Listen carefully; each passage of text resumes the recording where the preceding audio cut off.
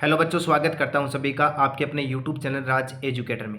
आज की इस बेहतरीन ऑनलाइन क्लास में क्लास 11th एनसीईआरटी का टॉपिक अपना जो चल रहा है उसके ऊपर डिस्कस करते हैं। टॉपिक है कोशिका जीवन की इकाई, unit of life, BSc nursing entrance exam 2025 all state के लिए वेरी इंपॉर्टेंट टॉपिक है। इसके अलावा लैब असिस्टेंट से तैयारी करने वाले, second grade first grade REET L1 L2 की तैयारी करने वाले और सभी कम्पिटेटिव एग्जाम की तैयारी करने वाले सभी अभ्यर्थियों के लिए टॉपिक बहुत अधिक लाभदायक है। बच्चों बड़ी गौर से समझना है, अच्छी तरीके से एक एक क्वेश्चन के ऊपर गौर फरमाना है। बहुत ही शानदार कलेक्शन आपके सामने रखा जाएगा। आज की इस बेहतरीन ऑनलाइन क्लास में सेल चैप्टर का सेकंड पोर्शन आपके सामने रखा जाएगा। फर्स्ट पोर्शन के अंदर आपको मिले थे टॉप 20 एमसीक्यूज। ठीक उसी कड़ी को बरकरार रखते हुए आज की इस बेहतरीन ऑनलाइन क्लास में सेल टॉपिक से आपको मिलने वाले फिर से टॉप 20 एमसीक्यूज। बिल्कुल बच्चा प्रत्येक क्वेश्चन का आंसर देने का यथासंभव प्रयास करना है। मेरे साथ साथ में ताल से ताल मिलाकर यदि आप आगे बढ़ोगे, बिल्कुल प्रत्येक टॉपिक को अकॉर्डिंग टू एनसीईआरटी क्लियर करवाया जाएगा। लाइन टू लाइन एक्सप्लेनेशन किया जाएगा, लाइन टू लाइन क्वेश्चन बनाए जाएंगे, बिल्कुल एनसीईआरटी का पोस्टमार्टम किया जाएगा। बस बात है तो आपका हमारे साथ जुड़ना, विश्वास के साथ में बने रहना। चलो जुड़ते हैं आज की इस बेहतरीन ऑनलाइन क्लास के साथ में। प्रत्येक विद्यार्थी क्लास को लाइक कर दे, सेशन को अधिक से अधिक शेयर करें। पहला क्वेश्चन देख पा रहे हैं आप मोबाइल स्क्रीन के ऊपर। केंद्रिका के लिए निम्नलिखित में से कौन सा सही है, कौन सा कथन सही है, यहाँ पर आपको देखना। न्यूक्लियोलस के बारे में बात कर रहे हैं। क्वेश्चन को बड़े ही गौर से अच्छी तरीके से रीड आउट करना मेरे लाडले, उसके बाद में आपको ऑप्शन तक जाना है। सबसे पहले देखो, आपको ध्यान होना चाहिए केंद्रिका की बात कर रहे हैं। कोशिका के मध्य में पाई जाने वाली गोलाकार संरचना को केंद्रिक कहते हैं, केंद्रक कहते हैं, और केंद्रक के भीतर पाए जाने वाली गोलाकार संरचना को न्यूक्लियोलस के नाम से जानते हैं, केंद्रिका के नाम से जानते हैं। पहली बात तो ये केंद्रिका कहाँ पाई जाती है। केंद्रक के भीतर पाई जाने वाली गोलाकार संरचना को किसके नाम से जानते हैं, केंद्रिका के नाम से जानते हैं। ये आपके सामने सेल मेम्ब्रेन है, ये आपके सामने न्यूक्लियस है यानी केंद्रक है, और उसके अंदर न्यूक्लियोलस है यानी केंद्रिका है। अब देखो इसके ऑप्शन के बारे में बात करते हैं। यह तर्कु बनने में भाग लेता है, तर्कु तंतु जानते हैं, बिल्कुल उसके बनने में भाग लेता है केंद्रिका। यह भित्ति से घिरा रहता है। विभाजित होती कोशिकाओं में बड़े केंद्रिक होते हैं। यह राइबोसोमल आरएनए संश्लेषण का क्रियाशील स्थल है। Very very very very important है। बहुत शानदार तरीके से आपके सामने पहला ही क्वेश्चन धमाकेदार मसाला के रूप में आपके सामने रखा गया। यदि आपने केंद्रिका के बारे में अच्छे तरीके से रीड आउट कर रखा है तो बिल्कुल करेक्ट आंसर के पास में पहुंचने का पूरा प्रयास कीजिए। बहुत अच्छा क्वेश्चन देख पा रहे हैं। पहला ऑप्शन होगा, सेकंड होगा, थर्ड होगा, फोर्थ होगा। देखो बच्चों, आपको ध्यान रखना है जब केंद्रिका की बात आई, देखो क्या करता है, यह राइबोसोमल आरएनए, मतलब मैं किसकी बात करूंगा, मैं आरआरएनए की बात करूंगा, का संश्लेषण की जो क्रियाशील स्थल माना जाता है। यानी राइबोसोमल आरएनए का निर्माण किसके अंदर होता है, केंद्रिका के अंदर। बिल्कुल नहीं भूलना है, आरआरएनए का निर्माण किस में होता है, केंद्रिका में। तो यहाँ पर अपने पास में जो डी ऑप्शन है वो बिल्कुल राइट हो जाएगा। तो पहले क्वेश्चन के अंदर आपके सामने जो करेक्ट ऑप्शन निकल के आया वो आया आपके सामने डी ऑप्शन, बिल्कुल है। अब इस कड़ी को आगे बढ़ाते हैं और हम डिस्कस करते हैं सेकंड क्वेश्चन के ऊपर, जो आप देख पा रहे हैं मोबाइल स्क्रीन के ऊपर। Very very very very important है। गोल्जी कॉम्प्लेक्स की बात कर रहे हैं। गोल्जी सेमिस्टर किस में भाग लेता है, दीजिए करेक्ट आंसर। यदि ये क्वेश्चन आपने पहले से पढ़ रखा तो बिल्कुल बच्चा प्रत्येक क्वेश्चन का आंसर आपको देना, तो इस क्वेश्चन का भी आपको आंसर देना है। गोल्जी कॉम्प्लेक्स की बात करना है आपको। किसकी बात करना है, गोल्जी कॉम्प्लेक्स किस में भाग लेता है, जीवाणु के श्वसन में भाग लेता है, स्रावी पुट्टिकाओं के बनने में भाग लेता है, अम्ल वसा अम्ल के अपघटन में काम में लेता है, एमिनो अम्ल के एक्टिवेशन में काम में लेता है। कैमिलो गोल्जी नामक वैज्ञानिक ने उल्लू की तंत्रिका कोशिका में, याद रखना इस बात को, किसकी तंत्रिका कोशिका की बात कर रहा हूं मैं, उल्लू की तंत्रिका कोशिका में सबसे पहले किसकी खोज की थी, गोल्जी काय की, गोल्जी सेमिस्टर की खोज की थी। तो दीजिए करेक्ट आंसर, गोल्जी बॉडी का काम क्या होता है। बिल्कुल बिल्कुल सारे विद्यार्थियों का आंसर आना चाहिए। बहुत ही शानदार क्वेश्चन देख पा रहे हैं। सेकंड क्वेश्चन भी एक और रामबाण साबित होने वाला 5 स्टार वाला क्वेश्चन है, जो एग्जाम की दृष्टि से काफ़ी महत्वपूर्ण माना जाता है। बच्चों याद रखना, जहां जहां गोल्जी बॉडी का नाम आ जाए आपको याद रखना ये क्या काम करता है, स्रावी पुट्टिकाओं को बनाने में मदद करता है, स्रावी पुट्टिकाओं को बनाता है। बिल्कुल सिक्रीशन में एक सहायक होता है। तो यहाँ पर अपने पास में सेकेंड क्वेश्चन के अंदर बी ऑप्शन बिल्कुल राइट होगा। याद हो जाएगा, रट्टा मारना है। गोल्जी सेमिस्टर किस में भाग लेता है, तो आपको ध्यान रखना है स्रावी पुट्टिकाओं के बनने में मदद करता है। याद रह जाएगा। आगे बढ़ें, बिल्कुल आगे बढ़ते हैं। देखो अब हम डिस्कस करेंगे 3 नंबर क्वेश्चन पर, जो आप देख पा रहे मेरे लाडले मोबाइल स्क्रीन के ऊपर, रफ एंडोप्लाज्मिक रेटिकुलम। प्रत्येक स्टूडेंट को ध्यान होगा। थोड़ा सा डिस्कस कर लेते हैं एंडोप्लाज्मिक रेटिकुलम के बारे में। अंतर्प्रद्रवी जालिका या अंतर्द्रवी जालिका, एनसीईआरटी लिखती है अंतर्द्रवी जालिका। ये कितने टाइप की होती है? 2 type of endoplasmic reticulum. First type that is rough endoplasmic reticulum and second part इसका हो जाएगा अपने पास में स्मूथ एंडोप्लाज्मिक रेटिकुलम। अंतर्प्रद्रवी जालिका 2 प्रकार की होती है। एक होती है रफ यानी खुरदरी होती है, दूसरी होती है स्मूथ यानी चिकनी होती है। बच्चों याद रखना, जो रफ वाली एंडोप्लाज्मिक रेटिकुलम होती है इसके ऊपर पाए जाते हैं राइबोसोम। याद रह जाएगा, इसके ऊपर क्या पाए जाते हैं? राइबोसोम। बिल्कुल आपने पहले पढ़ा होगा। इसका मतलब जो रफ एंडोप्लाज्मिक रेटिकुलम है इसका काम होता है प्रोटीन संश्लेषण में मदद करना। क्या होता है? प्रोटीन संश्लेषण में मदद करना, क्योंकि हम जानते हैं राइबोसोम को प्रोटीन की फैक्ट्री कहते हैं। राइबोसोम को किसकी फैक्ट्री मानते हैं? प्रोटीन की, जो किसके ऊपर पाए जाते हैं? रफ एंडोप्लाज्मिक रेटिकुलम के ऊपर पाए जाते हैं। बिल्कुल समझ में आया? अब मेरे लाडले ध्यान देना, ये जो SER लिखा है स्मूथ एंडोप्लाज्मिक रेटिकुलम चिकनी अंतर्प्रद्रवी जालिका के अंदर ये जो राइबोसोम होते हैं ये नहीं पाए जाते हैं। और चिकनी अंतर्प्रद्रवी जालिका का काम अभी दिमाग में फिट कर लो, ये लिपिड व, देखो ध्यान देना, वह लिपिड व वसा का संश्लेषण में सहायक होती है। ठीक है, अब देखो बात करें, ये कह रहा है कि रफ एंडोप्लाज्मिक रेटिकुलम में निम्नलिखित में से कौन सी घटना नहीं होती? संकेत पेप्टाइड का विदलन, प्रोटीन का ग्लाइकोसिलेशन, प्रोटीन का वलन और फॉस्फोलिपिड का संश्लेषण। दीजिए करेक्ट आंसर। आप यहाँ पर किस ऑप्शन के पास में जाने वाले हैं? आपको वह ढूंढना है जो रफ एंडोप्लाज्मिक रेटिकुलम में नहीं होता। बिल्कुल बिल्कुल बिल्कुल बिल्कुल बिल्कुल।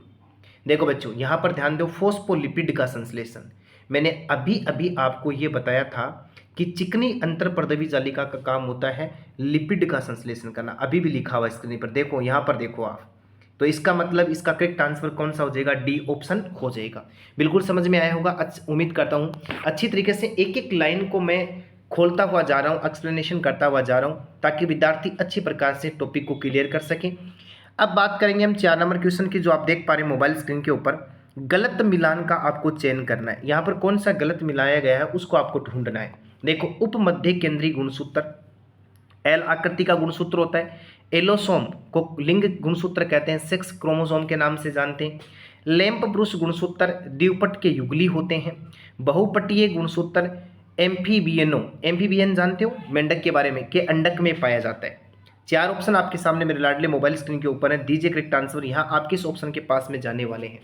जो गलत है उसका आपको चयन करना है, उसको सिलेक्ट करना है। देखो बच्चों याद रखना, उप मध्य केंद्रीय गुणसूत्र होता है। देखो उप मध्य केंद्रीय गुणसूत्र जो होता है ना, उसकी यदि मैं भुजाओं की बात करूँ तो वो इस प्रकार का ही बनता है। यानी उसकी शेप जो होती है बिल्कुल कैसी आकृति वाला होता है? एल आकृति वाला। एलोसोम जो होता है यानी लिंग क्रोमोसोम यानी सेक्स क्रोमोसोम लिंग गुणसूत्र होता है। बिल्कुल सही बात है, दोनों बात एकदम बिल्कुल राइट है। फिर कह रहा है लैंप ब्रूस जो गुणसूत्र होता है, यानी इसकी आकृति लैंप को साफ करने वाले ब्रूस जैसी होती है, द्विपट में युगली में पाया जाता है। बिल्कुल राइट बात है, तीनों ही सही बात है यहाँ पर। लेकिन जो गलत बात है वो आपके सामने 4 नंबर ऑप्शन में दी हुई है। द्विपटीय गुणसूत्र एम्फीबियन के अंडक में पाए जाते हैं। नहीं, बहुपटीय लिखा हुआ ना, लेकिन जबकि हम जानते हैं कि इसके अंदर तो एक पटकीय और कुछ में होता है द्विपटीय प्रकार का होता है। तो बच्चा याद रखना 4 नंबर क्वेश्चन के अंदर अपने पास में डी ऑप्शन रॉन्ग है। इस प्रकार के क्वेश्चन जो है बिल्कुल आपको नोट्स में डालने। ये क्वेश्चन काफ़ी बार एग्जाम में आए हुए हैं, आप ओल्ड पेपर देखना, वहाँ पर आपको मिल जाएगा। ये क्वेश्चन नीट 2018 में आया हुआ क्वेश्चन है।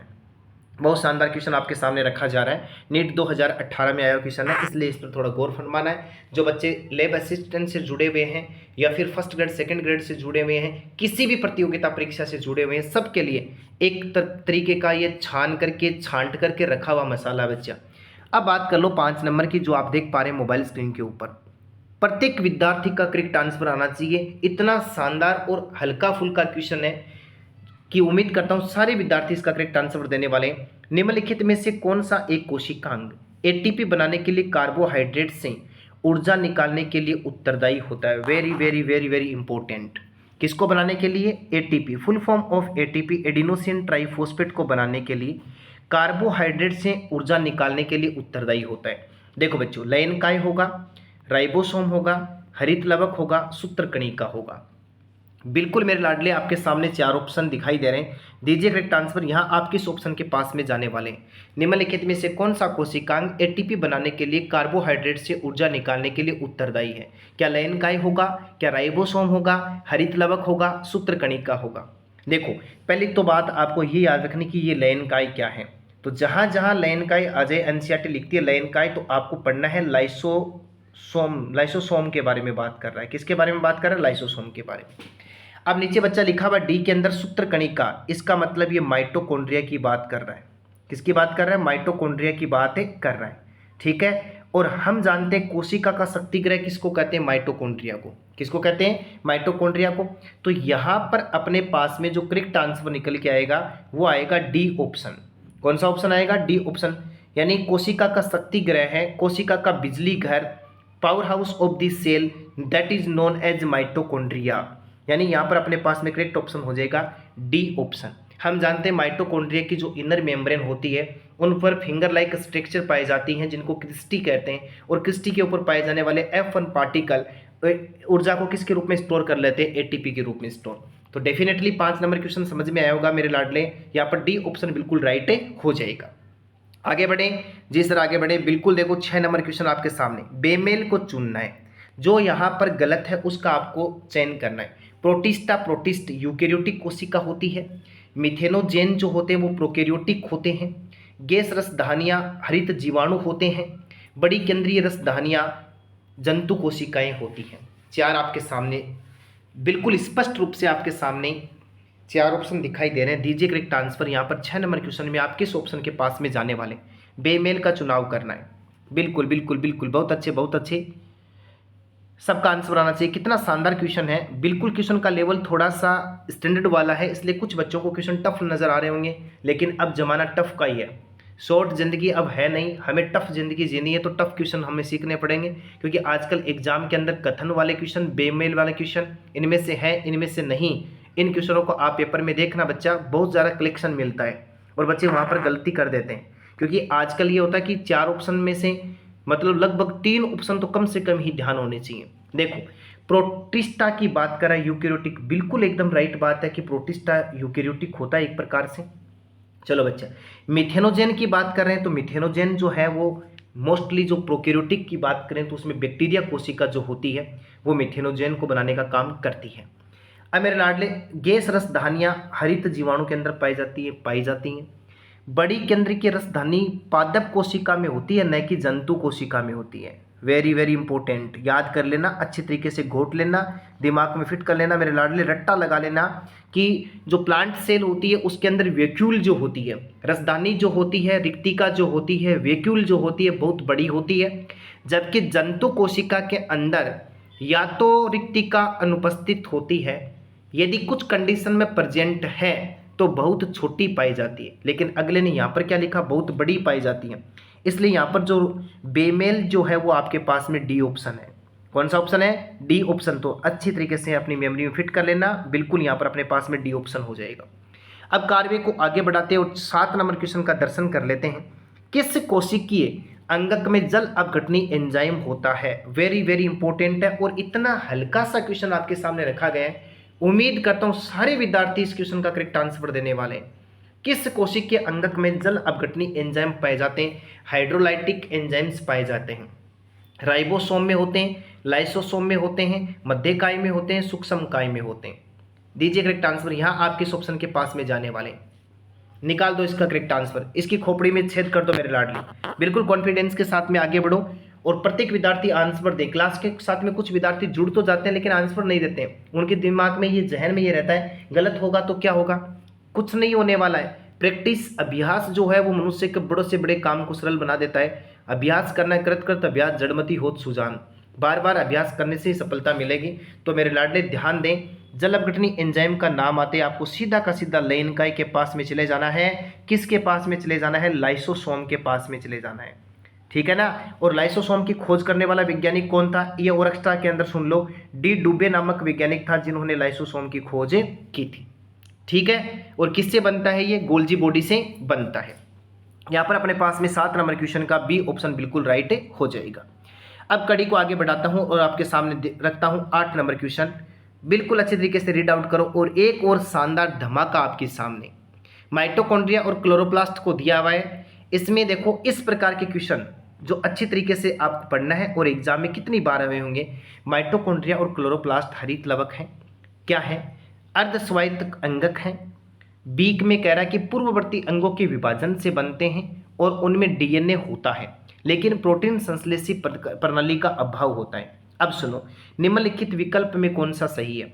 ए सही है लेकिन बी गलत है, ए व बी दोनों ही गलत हैं, ए और बी दोनों सही हैं, बी सही है लेकिन ए गलत है। एक बार वापस पढ़ लो। देखो लाडले, पहले तो आपको ये ध्यान रखना है कि ये अर्धस्वायत्त अंगक क्यों कहा गया है। इसको देखो, अर्धस्वायत्त अंगक क्यों कहा गया है, इसको ध्यान देना। सेमी ऑटोनोमल ऑर्गन्स क्यों कहा जाता है। माइटोकॉन्ड्रिया और हरितलवक ऐसे कोशिकांग हैं जिनमें खुद का डीएनए पाया जाता है। ध्यान से सुनना, माइटोकॉन्ड्रिया और क्लोरोप्लास्ट यानी हरितलवक ऐसे कोशिकांग हैं जिनमें खुद का डीएनए पाया जाता है, इस कारण तो इसको कहा जाता है अर्धस्वायत्त शासी अंगक। तो बिल्कुल पहला पॉइंट तो राइट है। पूर्ववर्ती अंगों के विभाजन से बनते और उनमें डीएनए होता है, लेकिन प्रोटीन संश्लेषण प्रणाली का अभाव होता है। बच्चों याद रखना, एनसीईआरटी स्पष्ट लिखती है कि माइटोकॉन्ड्रिया जो होता है वो विखंडन विधि के द्वारा बनता है। कौन सी विधि के द्वारा विभाजित होता है, विखंडन विधि के द्वारा विभाजित होता है, विखंडन विधि के द्वारा। लेकिन यहाँ लिखा पूर्ववर्ती अंगों से, तो ये 2 नंबर वाला रॉन्ग हो गया। तो बच्चा यहाँ पर पहला ही ऑप्शन सही हो जाएगा, यानी ए सही है लेकिन बी यहाँ पर क्या है, गलत है। तो मेरे लाडले यहाँ पर ए ऑप्शन बिल्कुल राइट। समझ में आया। अर्धस्वायत्त शासी क्यों कहते हैं, खुद का डीएनए पाया जाता है। बहुत शानदार कोशिकांग है, दोनों ही माइटोकॉन्ड्रिया और क्लोरोप्लास्ट दोनों ही इंपॉर्टेंट होते हैं यूकेरियोटिक कोशिका के लिए। ठीक है जी। अब देखो थोड़ी बात कर लेते हैं 9 नंबर क्वेश्चन की। देखो क्या कहना चाहता है, सूक्ष्म नलिकाएं संगठक होती है। सूक्ष्म नलिकाएं माइक्रोट्यूबुल्स जो होती हैं वो किसकी संगठक होती हैं। तारक केंद्र होते हैं, उसके अंदर तर्करूपी रेशे होते हैं, क्रोमेटिन पदार्थ होता है। तारक काय होते हैं, उसके अंदर न्यूक्लियोसोम होता है, तारक केंद्र होते हैं। पक्षमाभ, कशाभ, प्रोक्सीसोम, तर्करूपी रेशे, तारक केंद्र और पक्षमाभ, ये 4 ऑप्शन आपके सामने मोबाइल स्क्रीन के ऊपर है। अच्छी तरीके से रीड आउट करने के बाद में करेक्ट आंसर देना है। बहुत शानदार क्वेश्चन देख के जा रहा हूँ। 9 नंबर क्वेश्चन भी एक और मसाला ही होगा एग्जाम की दृष्टि से। बिल्कुल रेटिंग गिरनी नीचे 5 स्टार वाला क्वेश्चन देख पा रहे हैं। ये मैंने आपको पहले ही बता दिया था, यदि राज एजुकेटर ऑनलाइन प्लेटफॉर्म के साथ में जुड़ेंगे तो बिल्कुल डाटा ऐसा मिलेगा, बिल्कुल एक तरीके से घी मिलने वाला है, मसाला मिलने वाला है। बहुत शानदार चीज़ पढ़ के जाएंगे। देखो बच्चों, तर्करूपी रेशे और तारक केंद्र और पक्षमाभों के संगठन होते हैं माइक्रोट्यूबुल, सूक्ष्म नलिकाएं। यहाँ पर अपने पास में डी ऑप्शन बिल्कुल राइट होगा। लीजिए स्क्रीनशॉट और नोट्स की कॉपी में डाल लीजिएगा। पेन कॉपी लेकर करके ही बैठ रहे हैं आपको जब तैयारी कर रहे हैं तो आप बिल्कुल, यदि आप तैयारी के जहन से जुड़ रहे हैं तो देखो आपको मात्र 20-25 मिनट के अंदर 20 क्वेश्चन दे रहा हूँ, साथ साथ में उन सारी चीज़ों के बारे में बता रहा हूँ कि किस प्रकार से ये चीज़ें होती हैं। अब लाडले बात करेंगे 10 नंबर की। निम्नलिखित में कौन सा कोशिकांग केवल एकल कला से घिरा होता है। ये क्वेश्चन हर कंपटीशन में आता है, चाहे वो लो कंपटीशन हो चाहे हाई कंपटीशन हो। कौन सा कोशिकांग है जो एकल कला से घिरा हुआ है। लयनकाय है, केंद्रक है, सूत्रकणिका है, हरित लवक है। देखो बच्चों, इसके लिए एक चार्ट बना लेते हैं और आपको समझना है और आज के बाद में इसको अच्छी तरीके से याद रखना है। देखो यहाँ पर देखो हम बात लिख देते हैं दोहरी झिल्ली वाला कोशिकांक, एक झिल्ली वाला कोशिकांक, बिना झिल्ली वाला कोशिकांक। मैं याद करवा देता हूँ आपको। एक तो आपको याद रखना है राइबोसोम, याद रख लोगे राइबोसोम, और एक आपको याद रखना है तारककाय। ये 2 ऐसे कोशिकांग हैं जिनके अंदर कोशिका झिल्ली नहीं पाई जाती है, झिल्ली रहित कोशिकांग है। याद हो जाएंगे कोशिकांगों में, इस प्रकार से छांट लेना आपको। केंद्रक, सूत्रकणिका और हरित लवक, इनके अंदर दोहरी झिल्ली पाई जाती है और बाकी जितने भी कोशिकांग हैं सब इकहरी झिल्ली वाले होते हैं। बिल्कुल शॉर्ट एंड ट्रिक में समझा रहा हूँ। राइबोसोम और तारककाय के अंदर झिल्ली नहीं पाई जाती है।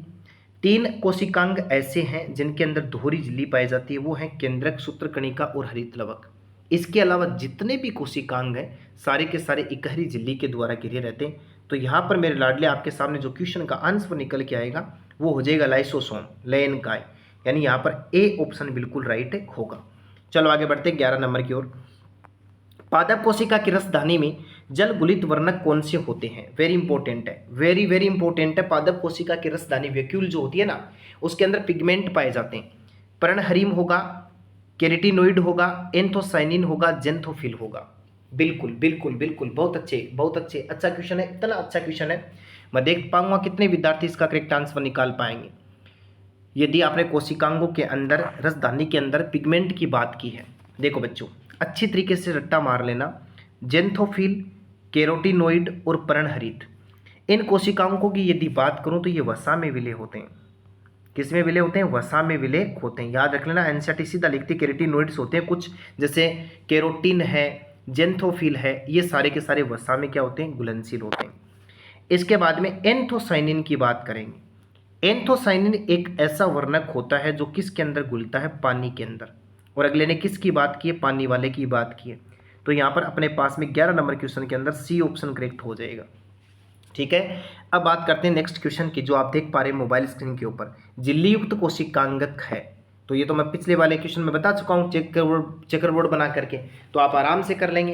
देखो क्या कहना चाहता है, गुणसूत्र, राइबोसोम, एंडोप्लाज्मिक रेटिकुलम। तो देखो यहाँ पर राइबोसोम में नहीं पाया जाता। ठीक है, एंडोप्लाज्मिक रेटिकुलम, राइबोसोम फिर से आ गया, लाइसोसोम, गोल्जी काई, माइटोकॉन्ड्रिया। ठीक है, केंद्रक, राइबोसोम, माइटोकॉन्ड्रिया। तो राइबोसोम को काट दो, जहाँ जहाँ राइबोसोम उसको काट दो, तो अपने पास में निकल के कौन सा ऑप्शन आ जाएगा? सी ऑप्शन आ जाएगा। बिल्कुल सी ऑप्शन यहाँ पर राइट हो जाएगा।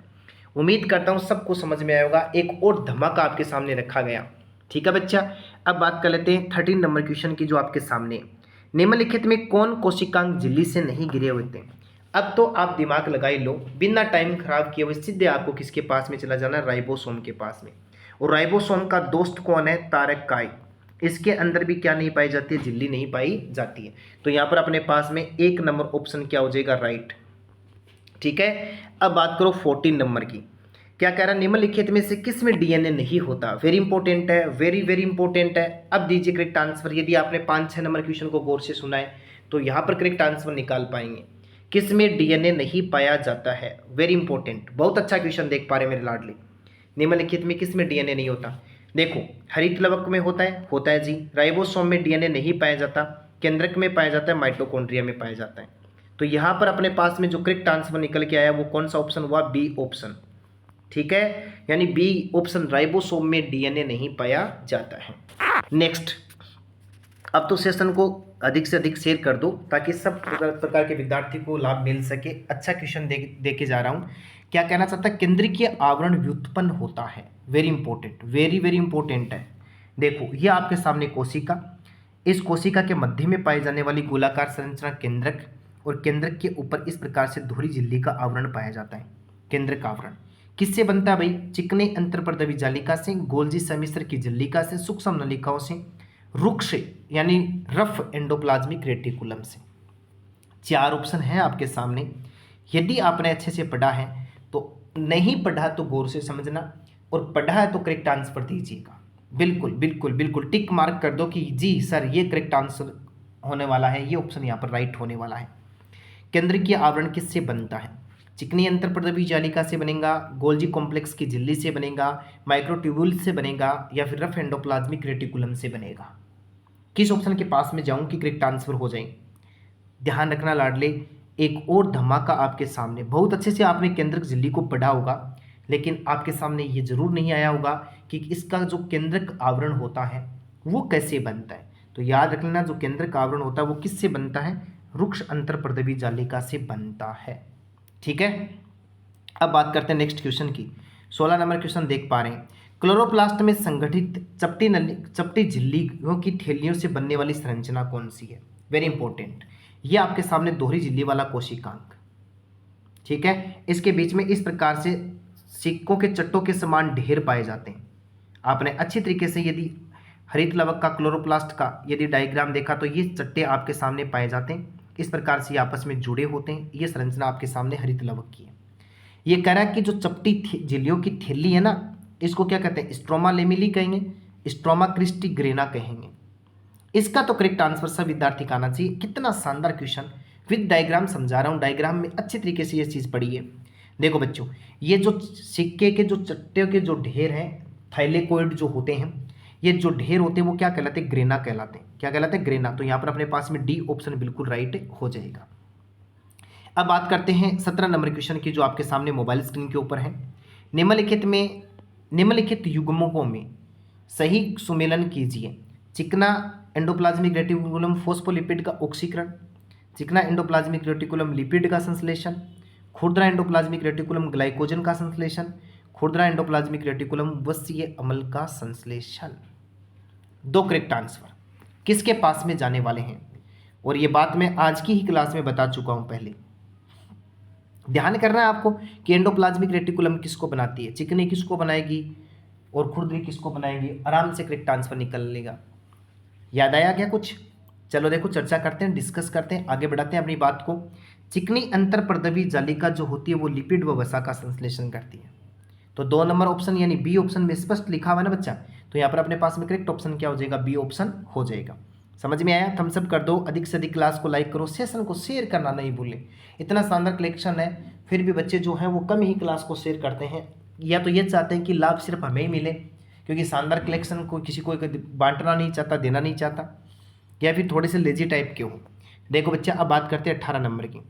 ऐसा गुणसूत्र जिसमें सेंट्रोमियर एक छोर के करीब होता है। इतना शानदार क्वेश्चन है। गुणसूत्र जो बिंदु है उसके आधार पर, या गुणसूत्र की जो आकृति है उसके आधार के ऊपर एग्जाम में कई बार क्वेश्चन आ जाते हैं। तो आपको गुणसूत्र वाला टॉपिक अच्छे से देखना है। टिलोसेंट्रिक होते हैं, सब मेटासेंट्रिक होते हैं, मेटासेंट्रिक होते हैं, एक्रोसेंट्रिक होते हैं। मैं किस ऑप्शन के पास में जाऊं कि करेक्ट आंसर निकाल पाऊं? बिल्कुल अच्छा क्वेश्चन आपके सामने रखा गया है। देखो सीधा सीधा चले जाना किसके पास में, डी ऑप्शन के पास में। एक छोर के करीब होता है। जैसे देखो मैं बात करूँ, ये गुणसूत्र, यहाँ पर गुणसूत्र बिंदु और यहाँ पर दूसरा गुणसूत्र बिंदु, यानी अंतिम भाग के ऊपर पाया जाता हो, तो इस प्रकार के गुणसूत्र को क्या कहा जाता है, एक्रोसेंट्रिक। क्या कहा जाता है, एक्रोसेंट्रिक कहा जाता है। ठीक है, अब बच्चों बात करते हैं नेक्स्ट क्वेश्चन की। एक ठोस रेखिक साइटोपंजर जिसका व्यास 6 नैनोमीटर है, जो एक प्रकार के एकलक से बना, किस नाम से जानते हैं? सूक्ष्म नलिका के नाम से, सूक्ष्म तंतु के नाम से, अंतस तंतु के नाम से, लेमिला के नाम से। बिल्कुल, साइटोपंजर किससे मिलकर के बना होता है? जो आपको याद रखना, कोशिका का अंतकंकाल बनाता है, किसकी तरह, एंडोप्लाज्मिक रेटिकुलम, क्योंकि साइटोपंजर जो है वो रेटिकुलम है। बच्चा याद रखना, ये सूक्ष्म तंतु से मिलकर के बने होते हैं। किसी मिलकर बने होते हैं सूक्ष्म तंतु से, यानी यहाँ पर अपने पास में जो करेक्ट आंसर होगा वो कौन सा ऑप्शन हो जाएगा, बी ऑप्शन हो जाएगा। नेक्स्ट 20 नंबर क्वेश्चन की बात करेंगे। जल में रखी एक कोशिका का प्रासरणीय फैलाव मुख्यतः किसके द्वारा नियंत्रित होता है? जल में रखी एक कोशिका का प्रासरणीय फैलाव, लो यह आपके सामने एक पात्र है। इस पात्र के अंदर इस प्रकार से पानी भरा हुआ है। ठीक है, इसके अंदर मेरे लाडले में रख देता हूँ किशमिश को। किसको रख देता हूँ, किशमिश को। अब मैं जैसे कुछ समय बाद में इसी किशमिश को देखता हूँ, ये देखो किशमिश आपके सामने। अब ये किशमिश इस प्रकार से फूल करके मोटी हो जाती है। अब देखो क्या होता है कि जो जल होता है वो अपनी उच्च सांद्रता से निम्न सांद्रता की ओर, अपनी उच्च सांद्रता से निम्न सांद्रता की ओर अर्धपारगम्य झिल्ली में से जाता है, तो उसको ओस्मोसिस कहते हैं, प्रासरण कहते हैं। ये कह रहा है किसके द्वारा कंट्रोल होती है, सूत्रकणिका, रसधानी, लवक, राइबोसोम। कितना अच्छा क्वेश्चन है, आराम से करेक्ट आंसर दे सकते हैं। रसधानी इसका क्या हो जाएगा, करेक्ट आंसर, यानी वैक्यूल जो है, रिक्तिका जो होती है वो इसका करेक्ट आंसर होगा। बी ऑप्शन यहाँ पर बिल्कुल राइट हो जाएगा। ठीक है, अंतःप्रासरण होता है यहाँ पर। इस प्रकार से आज की इस बेहतरीन ऑनलाइन क्लास में कोशिका जीवन की एक इकाई है, बिल्कुल है, लाइफ, यूनिट ऑफ लाइफ है। 11th एनसीईआरटी का ये टॉपिक था, जिसमें आपके सामने आज की बेहतरीन ऑनलाइन क्लास में पार्ट 2 रखा गया। बच्चे इस प्रकार से टॉप 40 क्वेश्चन मिल चुके हैं। इस कार्य को हम आगे बढ़ाएंगे, अभी इस चैप्टर को ख़त्म नहीं करेंगे। बहुत सारे क्वेश्चन हम कोशिका वाले चैप्टर से आपको देके जाएंगे, ताकि आप उन सारे क्वेश्चन को नोटबुक में एक जगह लिख लो, एक जगह डाल दो। एग्जाम से पहले सारे क्वेश्चन को एक बार रिवाइज करके जाना है, क्योंकि ये PYQ क्वेश्चन भी हैं और MCQs के रूप में, मतलब आगामी परीक्षाओं में संभावित क्वेश्चन भी हैं।